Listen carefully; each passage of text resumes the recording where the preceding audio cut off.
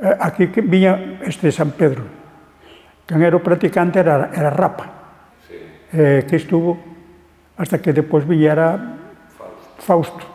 Cando empezáramos ao mar, aquí quen pagaba, había solamente a mutua, que quen pagaba era o señor José, o que tiña da fábrica, o padre de Lalo. Houbera casas de mar por todo o norte de España. E máis casas baratas, e comedores. Aí onde está agora o salón aí era onde estaba a escuela.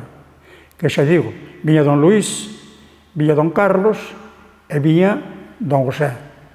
E aí aumentaban máis, os que eran patróns de pequenos, aumentábanos máis. Que nos deron os manzanos, deronño a meu tío,